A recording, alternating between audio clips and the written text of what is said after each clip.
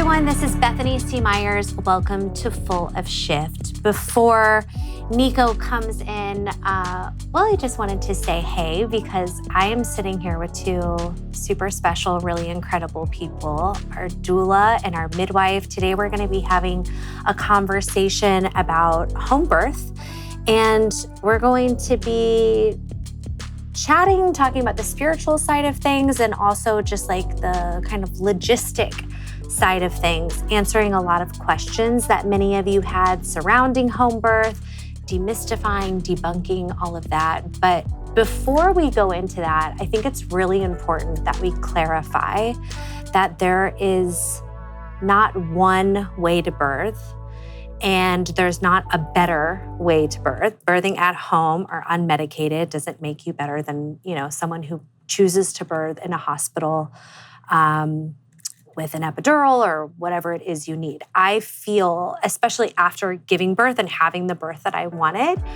I feel like it's so important that everyone has the birth that they want. 100%. And I know we were kind of chatting about this, but I loved what you had to say about people, about having a natural birth could be just as traumatic if that's not what you wanted. Oh, yeah, totally. Can you talk about it? Yeah, so, it's, no matter what your birth looks like and the decisions you make, it's really about you having a choice. And people respecting and valuing your intuitions and your desires in the birthing space. So if you really want to have an epidural and to not be uncomfortable so that you can just be present and experience birth in that way, then that's what you deserve to have, and that's what you should have, and that's what's going to make you feel empowered. Some of the hardest births I've ever done as a doula are my clients who want the epidural and they want the beautiful photos and their hair to look away because it's important to them. Great. And then they have really fast, hard births and they don't get an epidural and they're sweating and screaming, and because it's not what they wanted. Right. And they don't feel empowered because it wasn't what they thought it would be. And instead of feeling in control and having choices, they're like getting drugged, behind a speeding freight train. Yeah. And then we have to really work on unpacking that and giving them back their power afterwards. It's really all about having choice and feeling supported no matter what those choices are. Totally. I love that. We're going to talk a ton about home birth, but we wanted to start with that piece, and now let's jump into giving birth at home. Yeah. Nico and Bethany are full of shift. Nico and Bethany are full of shift. Nico and Bethany are full of shift. Nico and Bethany are full of shift. Nico and Bethany are full of shift. Nico and Bethany are full of shift. Nico and Bethany are full of shift.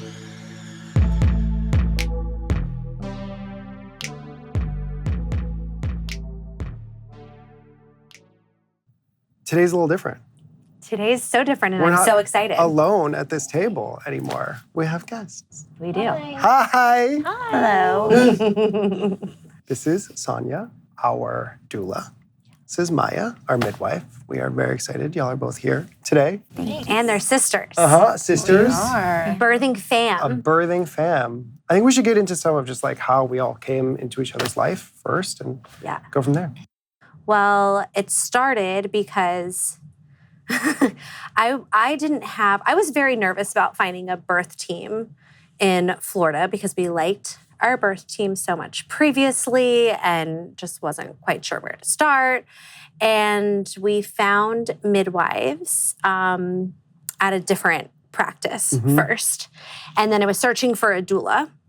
And I just hadn't taken the time. I was frozen around finding Well, we got a pregnant doula. the first day we moved to Florida. Yes. Right? And on top of like unpacking all of these boxes, it was like, fuck, now we have to find people. Right. Right? It just happened all really fast. Yes. Like when we were pregnant with our first, I had the entire birth team by like 6 weeks pregnant or something, you know? And now I'm like entering past first trimester and it keeps going. I'm like, okay, maybe I need to figure this out. So we had our midwives, we were seeing them, it's fine. We'll get to that in a bit. And then they'd recommended that I go see a chiropractor who works with a lot of pregnant folks. So I'm at the chiropractor and this woman walks in and she has like a 2-month-old baby. And I'm like, you know, of course I'm going to stop and chit chat. Mom energy. I'm like, oh my gosh, she says she had a home birth. I was like, I had a home birth. So now, you know, we're connected because we're home birthers. And she started telling me about her birth and just raving about her midwife, who is Maya, and then raving about her. She called you her doula, but I don't actually think that you were her doula. I think you were a birth assistant. I was, yeah. And she needed support. Stepped in as doula, for sure. Nice. You stepped in it because she was having a lot of back labor or... Yeah, I walked in and like took one look at her and I was like, oh. She needed the devil in she needs love and hands. Yeah. Hands. So she Hands, was like... that was it, yeah. So she was like, she gave me the best hip compressions. And my whole thing during my first birth was that I needed really good hip compressions. And I didn't love my doula's hands. I was doing the majority of You the were doing them, but you compressions. also kept shaking. You would go I didn't like do this. it the whole time. Well, I have it on video It's true. You do. of me literally being like, if you fucking shake my hips one more time, I'm gonna. So Nico would, squeeze and then the contraction would and like do a little shimmy. And I was like, stop. Like, that doesn't feel good. And then my main midwife, she had a hip compression that I loved, but she was the main midwife, So she's like doing other shit. So I was just like, I just want to find somebody that gives great hip compressions. So she started talking about your hip compressions. I was like, can I get her name? And she was like, yeah, that was the only thing I went off of. And we talked, and then I said, and you were great, and and I was like, can we meet in person? Can you come over and give me a hip compression? Because I just need to feel like that's actually the only thing I care about. Like, I need to feel your touch on my body. Yeah. Because in labor, that's kind of like everything else goes away, right? It's so like animalistic and okay. So you were like, yeah, I'll come over. We set up a day to meet. The day that we're supposed to meet, this is where it gets weird, and it's going to keep getting weirder. The day that we're supposed to meet, I decided to go get a leg wax and a bikini wax. Yeah. And I walk into the waxing salon, and the girl that's seeing me, I'm like, she looks so familiar. Like, who is this? How would I know this person? So she's waxing me, and I'm one leg up, and, she's all up in there. Whole spread and eagle. She's like, yeah, my aunt is a midwife. My mom is a doula. My grandma is a doula. I'm like, who are they? It's your daughter waxing my vagina. I'm like, okay, great. This has to be a good sign. So anyway, then we meet, do the hip compressions. Love you. I didn't hire you right away, though. Yeah. You were still kind of frozen. Because I hadn't interviewed anybody else, and I felt like... But it wasn't like that there was anything wrong. There was just this pause. Absolutely. You just your head wasn't in, I need to fill this space right now. I wasn't sure what I wanted. And simultaneously, I was feeling very confused about the midwives that we did hire. That was really it. Nothing was wrong with them, but they were far away. Nothing was right with them. They were far away, too. We had to get in the car and drive an hour there and back every time we had to go to an appointment. With our daughter who hates the car. Right. She's getting better. But not at that time. It was like, that was like our first big trip with her. So we were going to see them, and I just wasn't getting the connection, And I think that's something that maybe a lot of people don't understand about home births is like the connection that you end up creating with your birth team. Or I don't know, is it like that with everyone? Yeah, no, it's really like a make or break in the success of your home birth is the emotional connection and the safety that's created in the relationship you build. That it's a little like dating. Yeah, totally. You have to like meet a few people and find, because even for midwives, that's important. I don't just take anybody either. I also have You have to feel the vibe too. Yes, and the criteria and an ideal patient. And one of my biggest things is like the emotional connection. And because I've done it long enough that, you know, if you lose that, then you resent the work. Right. I imagine there's people that like just aren't open to that relationship too. For sure. That are just like closed off. there's just like personalities that just don't mix at all, where like some people don't vibe with me at all. They'll meet with another midwife and they absolutely click. That's like the beauty of the differences. You know? Yeah. Right. So, so you and I had actually texted. We were supposed to meet up and we were supposed to call. And as we were interviewing midwives at the when top. we were there was 3 midwives to interview in the area. The first one we didn't connect with. The second one we hired. And then after I had already talked with them, you had texted and I was like, no. And then later I went back and I was like, yes, let's meet. And then you didn't respond. And then I would respond. And then we were both like, it just like wasn't in flow. Connecting. Yeah. So I was like, it's not meant to be. You know, that's just like what it is. It's not meant to be. So then you go back to the chiropractor. Then I go back to the chiropractor and she's in the lobby again. I see the girl again. Now her baby's like 4 months old, you know? I still like haven't hired the people. Maybe at this time, I think I had just said yes to you. Yeah, I think we had just, like a week. Yeah, same week. Yes, that's exactly what happened. Because we went to our midwives, we had an appointment and I was like, I'm still not feeling good. I don't know. And Nico was like, you know what? We just need a doula that's gonna like be kind of this middle ground. You're not super connected with them. You need to connect with the doula. And you had been continuously checking in on me. And I really liked that because I think that that's like what the doula relationship kind of is, right? So anyways, I was like, we had a talk. I told you all my fears. I was like, this is what I'm worried about. You addressed every single one of them. And I was like, okay, on board, let's go.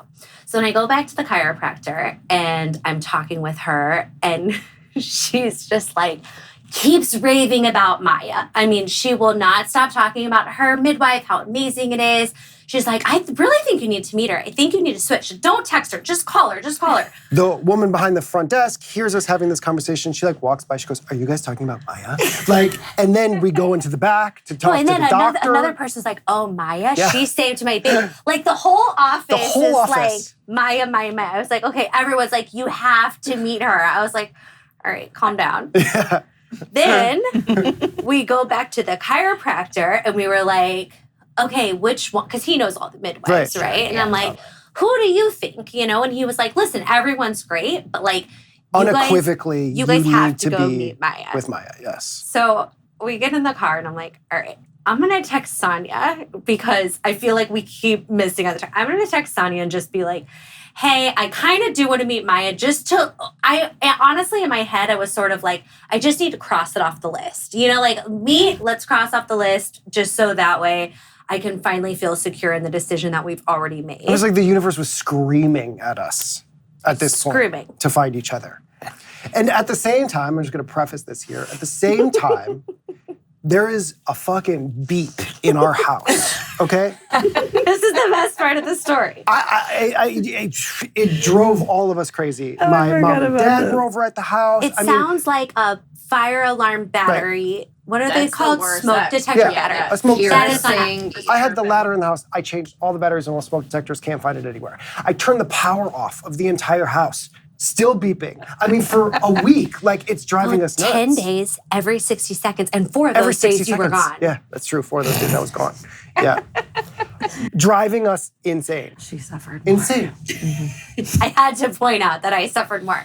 I know, I agree. And then y'all finally talk, right? Yeah, but then you text me and you were like, I got like 4 text messages that day that were like... I called her and she was laughing. Yeah, maybe one of them was from you, but I was like, the texts are rolling in. So the universe is not letting us, because I'm also like that. Like when it wasn't lining up, I was just like, I guess it's just not working out. Like I was, you know, and I usually like to go with the flow like that, you know, but then, because it kept coming up, I was like, I literally have to call her today. And I had also, I don't know if I had told you guys that, I had 2 patients that month that backed out, which that never happens to me. Oh, right. So like my month opened up. The month we were due opened up. For you guys. The sea parted. Literally. Yeah. So then we texted and I was like, tomorrow. You know, like, let's waste no time. Let's get it in the books. In person. In person. Yeah. Yeah. It was, you were like, do you want to do a Zoom? I was like, no, because I'm going to do a Zoom and then I want to meet you in person. Because again, I need to like feel your hands. Yeah. You know, I need to feel your body. And you walked into the house and truly, oh God, like I didn't even realize how much anxiety or stress or tension or something I was holding around the birth team. But you walked into the house and I was like, it was everything such a melted relief. off. I was like, this is absolutely what it's supposed to be. We talked about it every time we went to the other midwife. Like, there was just a lot of unpacking of just, you're not feeling right about this, right? Yeah. So I was trying to because in therapy, I would talk to my therapist. She was like, well, why don't you tell them, you know, which I think is always a really good test when you're working, not a test, but like, I need to be able to tell you my fears. I need to be able to tell you my stuff. And then you take it in, right? And what the response is, yes. Right, and what the response is. And I just couldn't You were never break satisfied. past the wall. No, yeah. So, which is also, I think, good just for people who are working with any type of provider, whether it's a therapist or a midwife or an OB or whatever. Like, if you're not getting the vibe, then, you know, maybe it's time to switch it up. Yeah, figure it out. So we have a great session. We're apologizing for the beep in the house. We're like, we're really going to try to get this figured out before we go into labor. We didn't know what we were going to do. Can I tell you the night before, Nico and I got a timer on my phone. So I knew it every 60 seconds. I'd be like, 10 seconds, get to your We're soup on positions. opposite sides of the houses, like just doing circles. Like, I'm on one side, it sounds like it's coming from over there. It was like a cartoon. Okay, you go to that side, I'll go to this side, and then we'll know which side it's coming from. The beep goes off, and both of us go, your side. I was like, we just surrendered to it. We're not going to find this beep. So You're in the house. Everything is just like, it just feels so good, right? minus the beep. Yes. And so we talked for like 45 minutes. Yes, we right? talked for a while. We chatted. Everything was feeling good. And then I was like, well, can you touch me? Yeah. You know, yeah. Can you feel the baby? Yeah, feel the baby. Let's do a session. You're like, yeah, do you want to listen to the baby? I have my Doppler. My Doppler in the car. I go, oh, I have one right here. We can just use ours. So I go into the drawer, pull the Doppler out, and there's a smoke alarm. A Nest smoke alarm in the drawer. From our old house. From our old house that still has a battery in it that's not working. And as I grab the Doppler, I grab the smoke alarm and I go, holy shit, it's the beep. We found the beep. It was truly our baby being like, beep, get a new midwife. Yeah, Beep, get a new midwife. Beep, get a new midwife. You walked in and was like, there you go, guys. Like, it was so... Already fixing shit. Right around there here. with the Doppler. Yeah. Such a beautiful, I mean, we still talk about it, just like things were working for us to all find each other, you know? You left the house. I went and just looked at the paperwork that I had already signed to see, you know. You were like, I don't know, like, I'm nervous about calling. I just pick up the fucking phone. We gotta just get go this. and call right now. Yeah. I called I broke up with the practice probably 5 minutes after you left, and then called you like 10 minutes after, and I was like, yeah, we're in if you're in. Do you want to be our midwife? Yeah, it was literally like that. She said, do you want to be our midwife? Can you imagine if you said no? No, I'm not feeling it. Yeah, and you already broke up with your other provider. Yeah, it's like, great. Now I got to go with the Chihuahua. What, that was a month and a half ago, probably? Like 6 weeks ago? It was, I was 27 weeks. Oh, so like 5 weeks ago, 4 or 5 weeks ago. Wow, that's it. Yeah, because I think I was around 27 because I did it right at the cutoff of when you're like out a lot of money kind of thing. So. Per the contract. Yeah, right. So anyway, the whole family is now going to be. Has seen your vagina or will see your vagina. Yes. I love, one of the things that we love is that the family is in birth work. I think that that's really, really special. And to have like sisters at birth, like there's just something so ancient about it in a really lovely way that I'm very excited about. Cool. I want to talk more about that and some of the other conversations that we had in the house about how y'all grew up and how you grew up too later, but I think we need to just like introduce y'all. We've told our story. Yeah. Who are y'all and what do you do? And Give us the spiel. Give us the spiel. So I'm Sonia. So I'm your doula, and I have been a doula myself for my daughter just turned 16, so about 17 years, and have been doing it very full time since 2015, and I absolutely love it. I found this work through my own first birth experience as a teen mom. And, it's just something that it's my calling. It speaks to you, and it never goes away. It just eats at you until you finally jump at it, which I'm sure you guys also understand. Ready to start training in doula work, let's be honest. So I have clients. There's a need. Yeah. I have clients whose husband fell in love with it and Really? went and became and he and his wife do it together now. Is that who you were telling us about? No, this is Different someone person. else. No, we have another friend. The Yeah. people that moved, I think. Mhm. Well, he was a midwife. He's a Yeah, midwife that's right. now. Right. Yeah. Yeah. Yeah. So unfortunately, he moved. But I always make. How long is doula training? Like if I really wanted to consider it, what do you have to do? Oh gosh, it's like nothing. Really? Yeah, it's nothing. And that's why there's not great, there's doulas out there that Some are better than aren't others. great. Yes. Yeah. the certification's not long, but you need a lot of experience. You need a lot to of experience. understand the presence of birth. Yeah, you know. totally. Yeah. And how to like hold the space and Yeah, it takes going to birth a lot Practice, yeah. and Yeah. being in the space and learning how to do that. But yeah. What is a doula? So a doula is thousands of years old. It's a Greek word. It means woman's helper or like woman's servant. And I always like when I'm trying to explain it to people to help them understand, because everybody goes, oh, like a midwife. Right. Like, no, not like a midwife. If you think of like a wedding planner, that's kind of what I equate it to. It's somebody who meets with you, learns who you are as a birthing person or as a couple, helps you figure out what you want your pregnancy and your birth and parenting to look like. And they help connect you with the people that will facilitate that style that really connects with you.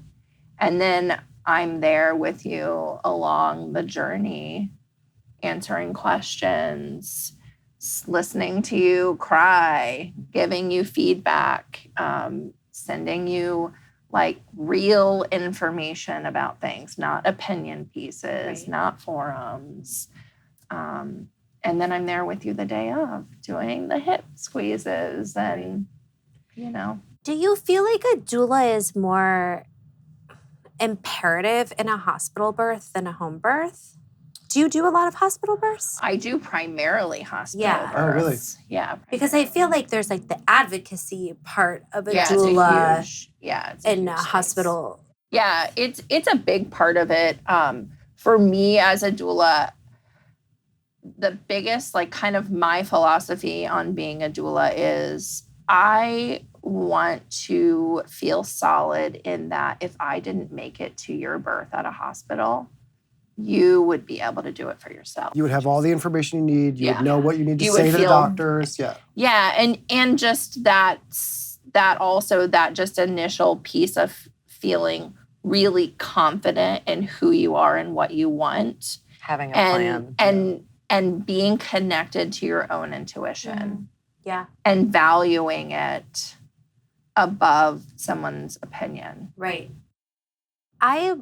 Our doula, we had a doula with our first birth, and I think that she was there, like spiritually speaking, right? I think she ended up being there because she needed our birth. Yeah.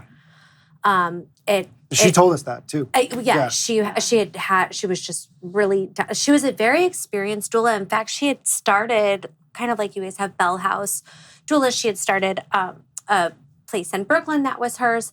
But I didn't, not that I didn't like her. I want to be very respectful. You got so much from your midwife. We had a team of 3 midwives. My midwives were like my main people, and I also had a spouse that was super involved, and we were doing it at home, and it moved pretty quickly. And so she even later was like, I was basically an assistant for your midwives, you know? So I actually left our first birth experience being a little bit confused on what a doula really does, you know? And whether or not you wanted one or needed one for a second birth. Yeah. And we ended up doing it because we have a toddler, and I was like, I think an extra set of hands will be important. And then we also had the other midwife team that I wasn't sure about. And, you know, I'm really excited that we have both of you guys. But I definitely, like, people have asked me about doulas, and I've been a little bit like, well, I don't know. Yeah. You'll have a better answer after this experience, after this conversation, too. And I mean, there are births that I've been to where I did almost nothing just because nothing was needed. And you learn to sit back sometimes as a doula. Right. It's really hard to do. Yeah. But sometimes that's just the best thing that you can do when everything is working really well. Yeah. Right. I mean, it's kind You of best just case sit scenario, and hold right? space. Yeah. Such a shedding of ego as well in that. Yeah, for sure. Yeah. Except I didn't like her hip squeezes. All right, Maya, who are you? I'm a midwife. So we were kind of raised in this, I don't know if it's a lifestyle, but maybe a little bit. Yeah, I don't like calling it a business because we're not very good at that. It's kind of a common thread in birth teams, though, I feel like. Yeah. So I think where, like, our mom found, you know, birth work through Sonia being a teen mom. Oh, really? I didn't know that. I didn't know that either. Yeah. And so she started off as a doula and then was a birth assistant for the home birth midwives in the community. So we were just like really exposed to it and really familiar. And I think Sonia probably was like catapulted into doula work and stuff pretty quickly, whereas I actually wanted nothing to do with it. Nope. I really didn't. I mean, I knew I wanted to have home births and things like that, but birth work was not on my list of things. So I actually like moved away for a while. I went to school for music.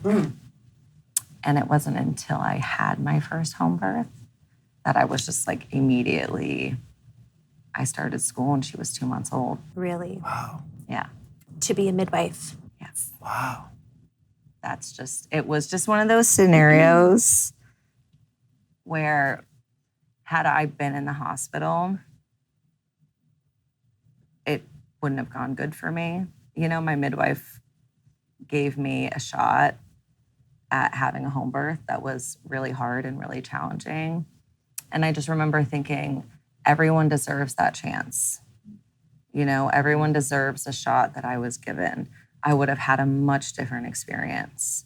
And it just the calling immediately.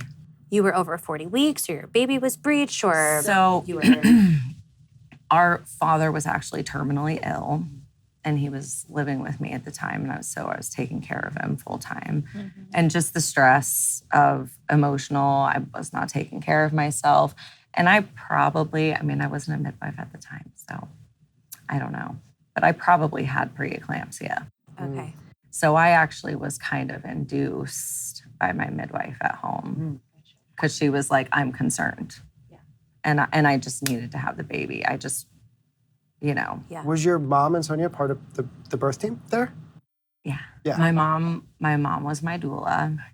How special is that? Yeah. I labored with her. I labored with you all night because she had a really hard, long labor. And like our whole family was there. It was like crazy. People were literally asleep on like bar stools on the island in the kitchen. We have a big family. And we do like family births mostly. Yeah. Everybody usually comes. It's like it's a big thing. It's really yeah. So like special. at all of our births, most of like our brothers have been there. Yeah. My second baby, our sister-in-law caught in the water because she just wanted to, and I'm, it's a family thing for us. Wow. Very Have you seen that anywhere else? Like, do you know of another family that sometimes, is as deep? But it's rare because most people don't know how to hold space in the birth setting. Most people are too invasive, and it really becomes disruptive. Right. So usually you don't find family units that all know how to be present. Definitely not in American culture. Right. Sometimes we have, sometimes we have other cultures where maybe not the men, but all of the sisters, grandma, mom is there. Yeah. And it's a really amazing like red tent experience, Red tent. Yeah. I mean, that's kind of what got you into having a birth team in the first place. I think we talked about it in the home birth episode. I mean, I'm sure we did. I don't ever talk about birth without bringing up the red tent. Mm-hmm. Part of the reason why I love that it's a family affair, because that's how it always was. The knowledge was passed down. I mean, I think that's like the model that we're aspiring to in terms of the family that we're building. Like, we talk about, us being grandparents and us being involved, and, God willing, hopefully, like, our kids have kids someday, like what that all looks like and how we couldn't imagine not being part of that experience. Well, and we really want Kilmer at the birth. And that's, not for everyone, like you mentioned. And I was actually like really that was like the big thing that I was nervous about when we were I was like, is she going to be okay? And is she whatever? But now I'm feeling very confident in it. Well, I just keep having visions of like in being in the pushing phase and having like her arms around my neck and Nico there. Whether or not that actually is the way that it goes, but I just keep seeing her being right there, and it like makes me so excited. And I think also maybe you were talking to us about this, or someone was, about just how like kids don't have the filter of birth that American society has. Can you talk about that a little bit? Fear is a learned, fear surrounding birth is a learned thing. Yes. We don't just have that. Like, kids don't just, they're not born being fearful of it, especially at her age. Right. And to me, I tell all of my patients who plan on having their children, it's in the preparation, just like it is with you guys. You show them pictures, videos, you talk with them a little bit about it so they're familiar with the blood and the sounds and the tears. Because like we've had an experience where when I had my first baby, her daughter was 3.5. And I mean, it was a great birth. Nothing crazy happened. But of course, there was a bunch of people there. And everyone started crying when she was born. But to a 3-year-old, she's like, what's wrong? What's happening? Oh my God, this is terrible. And it took her lost hours. It. She wouldn't come near me. She wouldn't come near the baby. She was like, no. Yeah. And so it was just a good like, they don't have full emotional intelligence yet. Right. You have to have those conversations of happy tears. Yeah. These are good things. Yeah, so they don't understand joy with tears. Knowing like you don't. guys, that's true. Yeah. But you guys surrounding yourself with the right team and giving you those little nuggets of like, this is how we prepare and you get them ready so they're not nervous. And also allowing them to just move in and out of the space when they're overstimulated, just letting them, like my daughter, she would run in. She was 2 when I had my second, and she was still nursing at the time, and she would run in and she would like nurse for just a second. And then she would run out, and then she'd come back and she'd stand there and she'd be like eating a snack. And then she would leave, and we just let her move in and out of the space. When it was intense, she retreated, and we just let her do that. Right. And she was fine. That's what they do mostly, especially when they're in their own house. they're in there with their own toys and, they can move about how they're comfortable. And that's what they mostly do is they come in, they check on you, make sure you're okay. And at this point, you're a mom. It's not like you're not going to be able to, in between contractions, look up at her and give her a smile and tell her you love her and that you're good. And she's going to run off and she's going to be fine. Yeah. You said that to me at the first, at our first meetup, and you were just like, you're a mom now. It's different than your first birth. That was like the most comforting thing. I was like, right. Because I already experienced that dynamic with her. When something's going on, you take a moment and you, hi, baby, and then you go back to being pissed or, whatever. Having your mental breakdown. Exactly. But like, I can pause the panic attack for a moment. Yeah, exactly. 2 months after your baby was born, you decided you wanted to get into birth work. How did you know you wanted to be a midwife and not a doula? I think that's one of the things that you actually usually know right away. Yeah. Is that, and I kind of started off differently. Like a lot of people become a doula first. Yeah. I didn't. I did in the process of in schooling and things like that, but like I knew immediately that it was midwifery for me.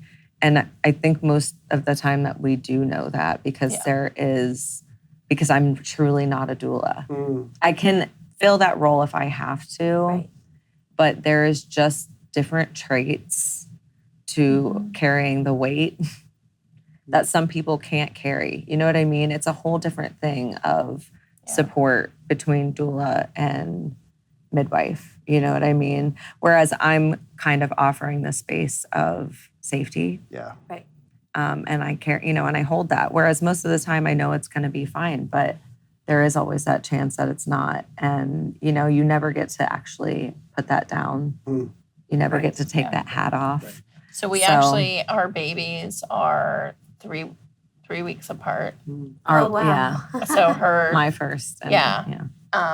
And so we both started midwifery school together, actually.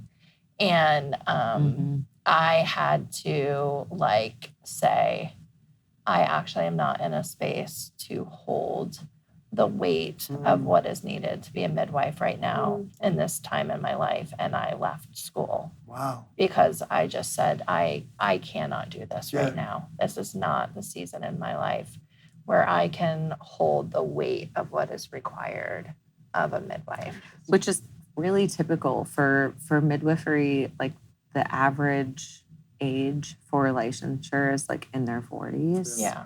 It's a later thing because I think it does end up being like a thing where women are like, whatever, raising their kids and just doing the career that they feel like they have to do until they get to that point where they're like, I need to do something that's meaningful. So I was one of the youngest midwives for a really long time. And we've had a couple of friends who I think have probably had that feeling and forged through anyways, and then ended up leaving. Stopped being midwives. It's very because typical. The weight of it got It's gotta be so intense. Yeah, when it's they intense. got into it. It's highly demanding on your life. Yeah. When you have kids, it pulls you away from important things. You can't, you can't promise them things. And which I think is probably why you didn't want to be a midwife at all, because before we understood as kids what it looked like to have a mom in that industry. In and out of your lives. Yeah. We grew up seeing midwives that were incredible and gave their whole lives to a community that ended up with autoimmune diseases and very sick so and ill. And so from, you don't take care of yourself. Yeah, it's a heart thing. Being sick, you're saying. Yeah, it's a heart Interesting. thing because it's a high stress job, but also it's hard to set boundaries because you want to help everyone. Yeah. You want to save everybody. You want to, the worst bleeding heart syndrome. You do. Yeah. You do. We just have, most of us do. We have bleeding hearts. We want to help everybody, and then these midwives were ending up having to quit early and they're just not healthy. There's no time for themselves. Exactly. So can we get a solid definition? I feel like we covered doula. Can we just get a solid definition of midwife too in this? So, midwifery also has midwife has a term which is with woman. And it's the oldest Practice. Yeah. in existence. It's not a trend. Midwifery and prostitution. And prostitution. Yeah, exactly. Correct. And they go hand in hand, you know? They need each other. We believe in both. Yes, totally. So, it's now modernized. You know, we do the whole prenatal care, all the same labs, same ultrasounds. You can get the same model of care. You know, there's same standard, but as you can in a hospital. Yes, with an OB, but it's, you know, midwives are medical practitioners. Like for instance, there's different designations, like depending on what state and where you are and things like that. I'm a licensed midwife, so that means I have a formal education, which is like in an institution schooling. Plus you have, you know, a certain amount of births you have to do and a certain amount of clinical hours. And then, you know, we have to sit and take state boards and have a license through the Department of Health. How long is that whole process? It's different for everyone because of the hours. Yeah. So mine was actually a bit longer because I started off somewhere that just I couldn't count a lot of the births that I did. But the schooling itself is 3 years. And then you have 75 births that you have to do. Wow. And I think I can't remember the exact number. It's a little over 1,000 hours of clinical hours. Wow. That you have to do. And then there's other little things like you have to do continuity of care. So you have like a certain amount of patients that you had to see them through their whole pregnancy. You managed their birth. You did their whole postpartum. So you have that full, you know, flow of like taking care of a patient start to finish. Beginning, middle, end, yeah. You know, that type of thing. So I think that took me almost 5 years alone. Yeah. To finish. I just passed because I kind of have to do the math because I just texted Sonia, was it 2 days ago that I passed? It was my 9-year licensure. Wow. So, which is wild. Congratulations. Yeah. Thank you. The fact that I've been licensed for 9 years doesn't feel, but it's been longer than that because I've been a slave to births before I was ever licensed and I probably ended up doing way more than 75 when all is said and done. Yeah, you did. I helped her do her numbers. You had definitely. Yeah. So, you know, it was quite a time. I just think I know that that's a big misconception because, you know, we have some different questions. We're already tackling a lot of them, but I posed questions to our community and I just remember so many people being like, I just wouldn't feel safe without a birth team or like without my doctors, you know, like without my team of doctors or whatever. And I was like, no, I have a team. Yeah. And not only do I have a team, but like our appointments are like 1 to 2 hours in the exact same cadence with people who are highly trained. And I don't know and with the emotional connection too, that you don't necessarily always get in a hospital. Yes. You can, not to say that doesn't exist in a hospital. No, for sure. And that's definitely something to talk about when we get to like the pain management portion. But I just think there's such a misunderstanding of the training of a midwife, maybe even like versus an OB. Somebody was telling me, I heard someone say something that was like, OBs are trained in risk of birth. Like they're more trained in risk and surgeons as opposed to like in the birth practice itself. Does that feel like an accurate description? I mean, you know, I would say it's a pretty accurate description because they really... Their job is to be exceptional surgeons to save lives. And to come in and catch the baby and those types of things. What I try to describe to people is that, first of all, you know, midwives and doing home births, we only take low-risk patients. We don't take high-risk patients. So right there, you're off the top, removing a lot of emergent high-risk situations that can come up. You know what I mean? So that's usually what I try to start with explaining to people is that I'm not taking on patients that have high risk situations. They're low risk. They have normal, healthy pregnancies, healthy babies, and things her like that. laws like spell out. And we do have what that. those things Right. I are. have a law that gives me guidelines of what I have to follow, which is part to, you know, protect me, but also to protect patients Yeah. and, you know, the fact that we are doing this out of hospital. So What's an example of a high risk, like from the top in meeting someone? So it's hard to say. That's a hard one to say because it's not any one specific thing. And that's another kind of misconception is that I would say a lot of times when people are in OB care, if they have a risk factor, they will immediately be Channel them through something else. into high risk. It's just they're immediately. So Yeah. if they have one risk factor, so this is one of the things that like in this state for midwives, we have provided to us by the Department of Health a risk assessment form, which you filled out, which is like a list of all of the different medical conditions, past experiences, your previous pregnancies, birth. It Family takes stuff in the past. it takes that in. It takes your weight in, your BMI, all that bullshit. But, That's another episode. So, and then depending on like each one of those things has a different score attached to it. Okay. So depending on what my patients go through and check off, then they have to be above a certain score Okay. to be now high risk. And even then, sometimes depending on what the things are, we can get around it by having them see an MFM, which is a maternal fetal medicine doctor. And if it's not if the things that they have particularly that are, bumping their score up aren't going to affect like their pregnancy or their birth, then we can still move forward. You're not actually high risk. Right. So that's could be like a long topic. So it's hard to say one specific thing, but like, your weight factors in your risk score.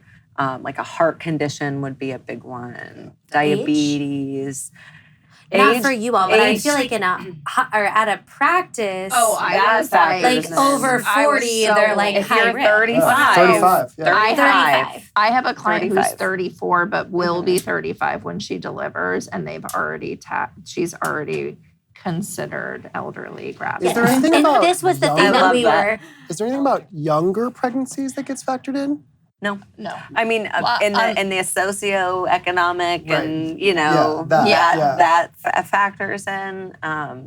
But as far as like their physical risk score, No, because probably the ideal age to have a baby is like 16.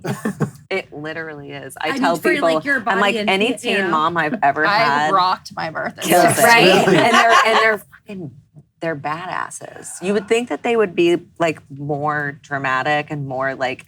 And they're not. Yeah. I mean, just parenting in general is like a young folks game. Yeah. Like, the Oh, for amount sure. of times that I'm like, I used to go party all night, then, get 2 Oh hours my of sleep, work the gosh. next day. I'm like, that would be ideal. Not Yeah, the partying, but ideal like to have kids. that amount of Without sleep the and drugs, energy yeah. and right. Yeah. And Without yeah, I'm like so happy to be an older mom. And also like, pregnancy is so hard for me. Well, yeah. That but you're not emotionally prepared to be a great parent at that age. Yeah. At this time in I history. can say that as somebody who was a mom. I had my first at 16. I had my second at 18.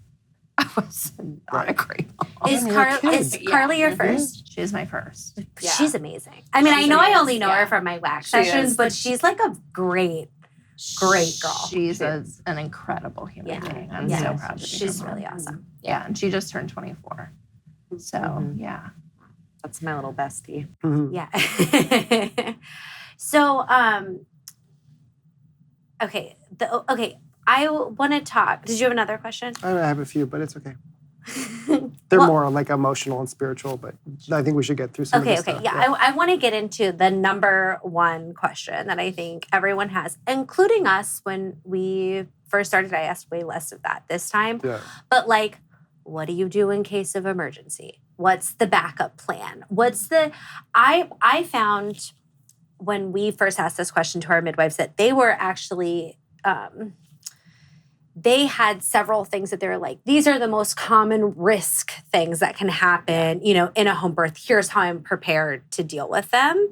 And then here's what happens if, you know, we need to switch. Can you just talk about the emergency side I'm sure of things? that's like the first question you get too when meeting It new has to be, parents. right? Like this has to be the question for people. Yeah.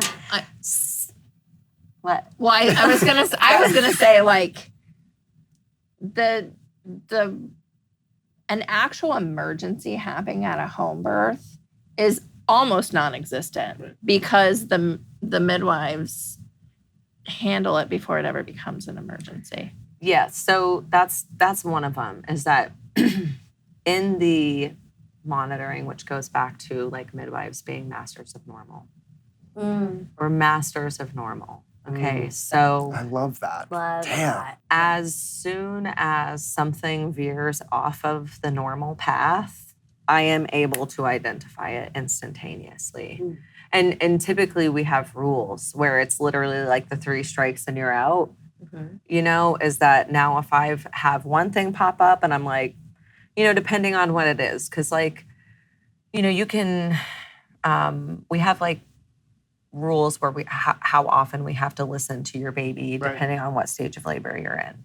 And that's really important. That is evidence-based monitoring, intermittent monitoring. So, which by the way, just a little nugget of information, intermittent monitoring and continuous, like they do in the hospital, they've shown in studies that it doesn't improve outcomes. Really? If it's done right. Yeah. Intermittent monitoring. Which I also think continuous monitoring would make me fucking berserk. It in makes labor. everyone nuts. Yeah. Mentally don't think hearing it- it, having the physical, just, you know. Or maybe being attached to a bed if you can't move around, you know, if they don't have a Bluetooth connection or something, being able to move around. I want to talk about that more later. But yes, keep going. So, you know, we're listening at certain times. And I'm listening for the baby actually to have certain responses.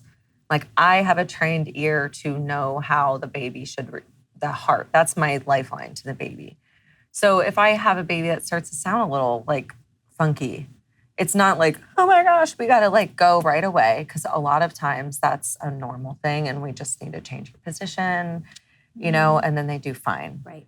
But like, let's say I've changed your position a few times and we still aren't figuring it out. You know what I mean? And it's just not resolving no matter what we've done. If at some point it's not getting better, that's I don't know what that is, but that's your baby telling me, hey, I'm not happy. I'm not handling this well. And we don't know why. You know what I mean? And so they're birthing too, right? Exactly. They're having such an experience. Yeah. And I think, you know, that's more on the spiritual side of things, but having also understanding that, me understanding that and knowing that they're here present with us, you know, taking that into account, it's, if I'm listening and I'm paying attention, we're gone before we're in an emergency. Yeah. You know? Cool. And so that's how we end up not having a ton of emergencies at home.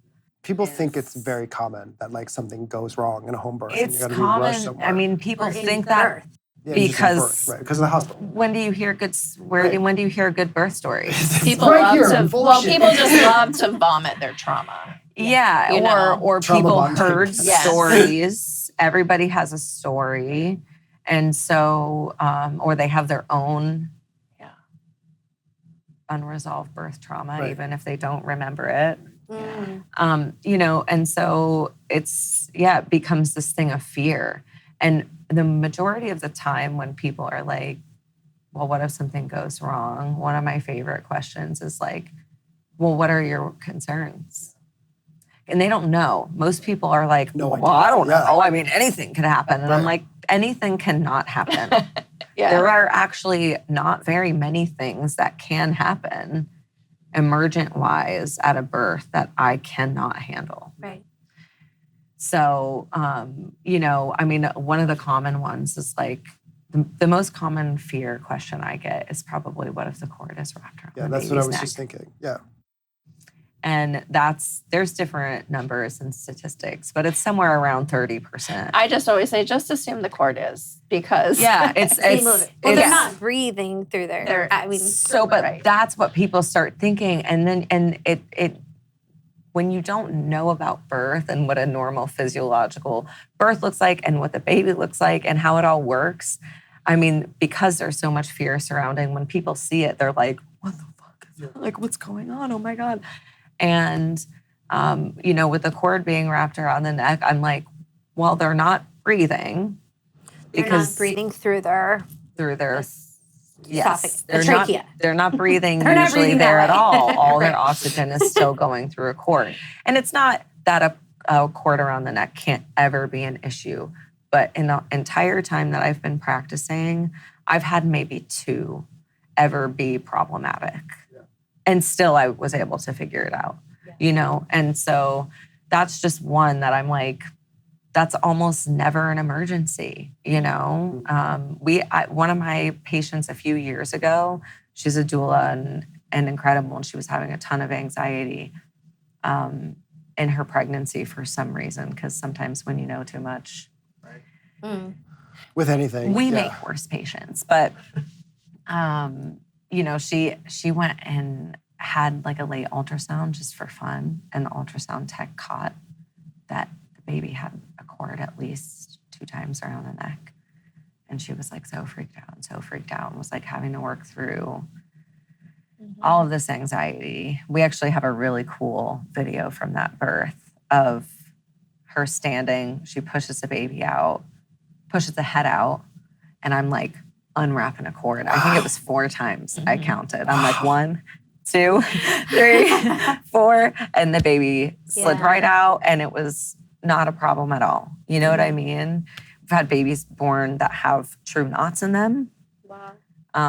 You know, and babies are designed to survive. Right. You know what I mean? We don't give them enough credit for how sturdy they are, you know? What about, okay, so now I get to ask my own personal anxiety of the week. Yeah. What about hemorrhaging? Sure. Yeah. I mean... And that's one that came up a lot. And what do you do in that case? So hemorrhaging can be a risk factor.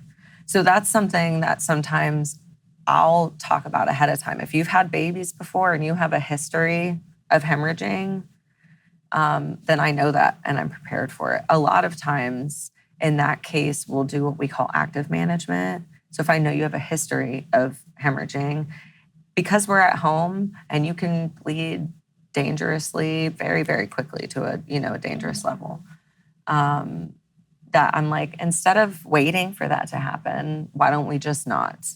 And that would be a reason I would use Pitocin. So like midwives are able to carry certain things like Pitocin, Methergin, misoprostol. Those are the 3 that I have. Those are 3 different types. Pitocin usually is always like the first go-to. And usually I will, in your labor, put an IV port somewhere in your arm, and you're not connected to anything. But then immediately after the baby's born, I have a bag with Pitocin that I just hook up, and we just... And that's if you have a history. That's only if you have a history, but these are ways that we know, we collect information. I have having just the knowledge of what I do and the experience of, I can pretty much, if I have a really long labor, anticipate that she's going to have a hemorrhage. Oh, really? Or alternatively, if she has a really fast labor, I'm going to be really hyper aware to the fact that she has an extra risk factor to hemorrhage. So, we know those things, and I'm always like collecting information in labors and in postpartum and things like that. So we have those medications. And if I have any sign of, too much bleeding, then we're not waiting. I'm letting you know, hey, you're bleeding too much too quickly. And those medications work. Yes. They work.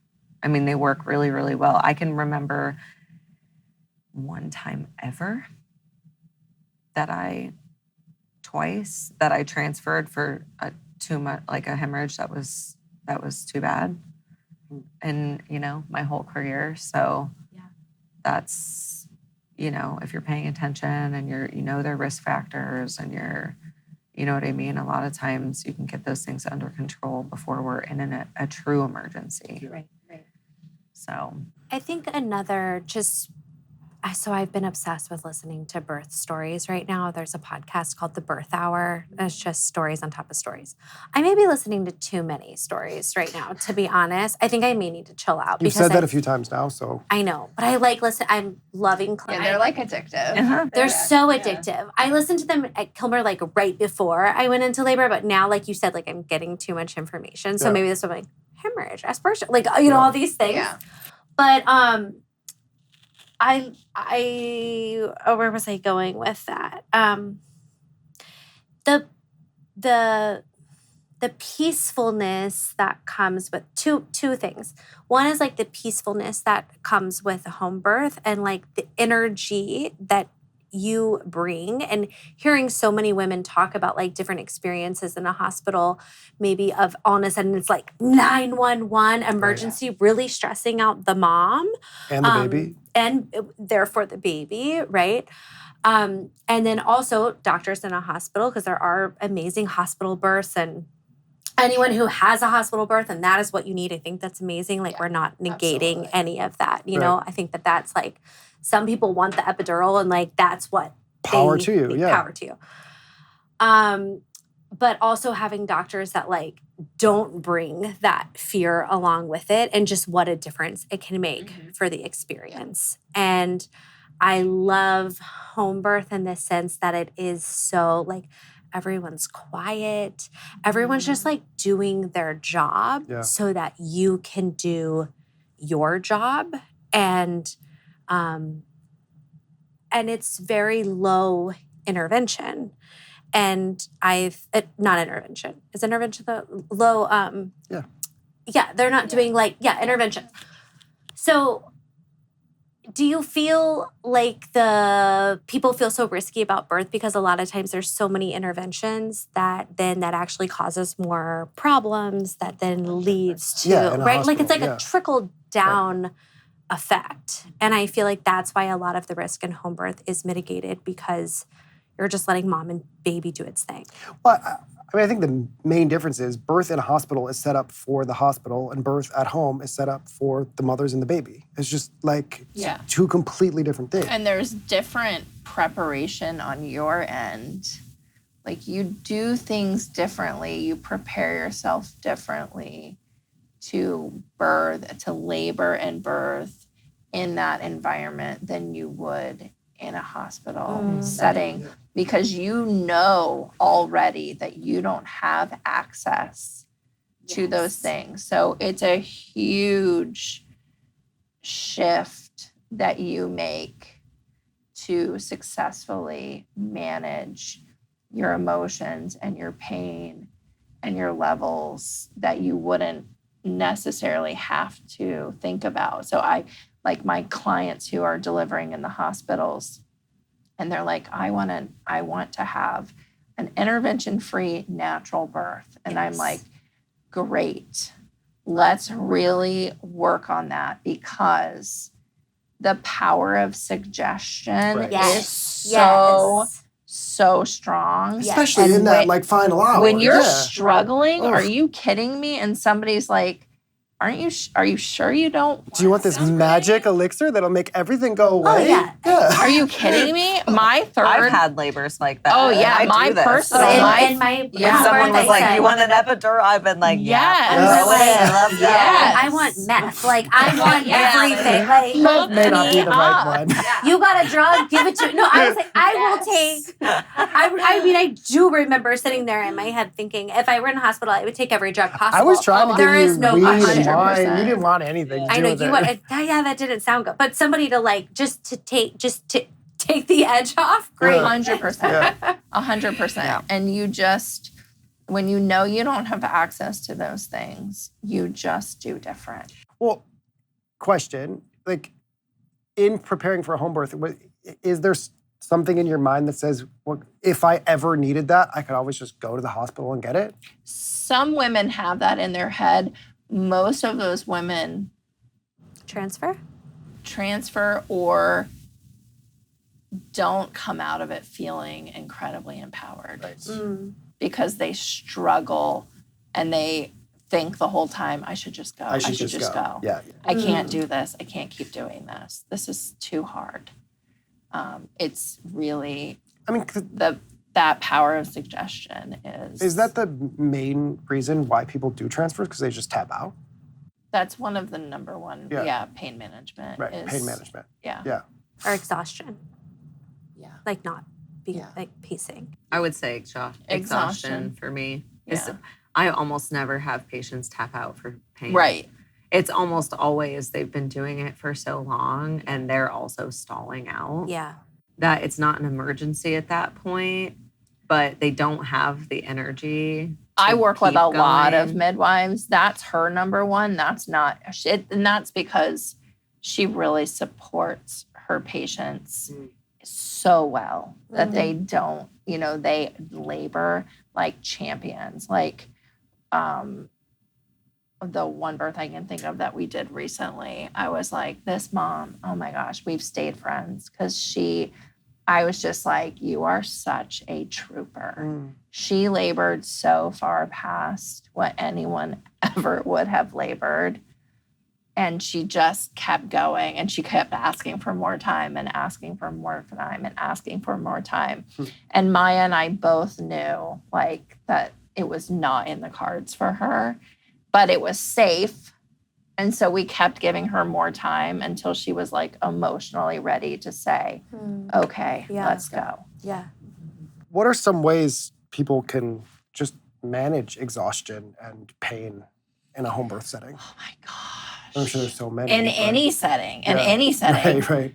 Like I think the initial, especially first time moms, like you go into labor, you get this huge adrenaline rush, or you're not even in labor. You're excited and you wear yourself out trying to get it going. Right. So we are for sure. Pace yourself. Yes. Rest. Don't walk. Yeah. Go lay down. Go soak in the pool, soak in the tub. Especially in that early labor. Oh my gosh. Make love. Like just, and just rest. Like you have so much work you're about to do. And at some point you're going to be really tired. And we might have to say to you, I know you're really tired right now, but you have to get up anyways. And you have to do these things. So not wearing yourself out. It is a marathon. Yeah. We are taking it easy until we have to work hard. Right. And I also, just going back to the pain management piece, I think that the sessions that we have together, our appointments, they're supposed to be an hour. I feel like they always go over an hour and never feel rushed. And the last 10 minutes is feeling the baby, checking blood pressure and doing the other stuff. The rest of it is a therapy session, basically. That's really what it is. Yeah. It's here's what I'm therapy. worried about. Here's what I'm concerned about. Here's what's been going on. It's getting all of these fears off of your chest, which, now I'm second time. I just had a baby last year. I still have fears and anxieties popping up, and being able to talk about them with the person who's going to be delivering your baby is incredibly powerful for when it comes time to give birth, because you guys have this understanding with what I'm scared of.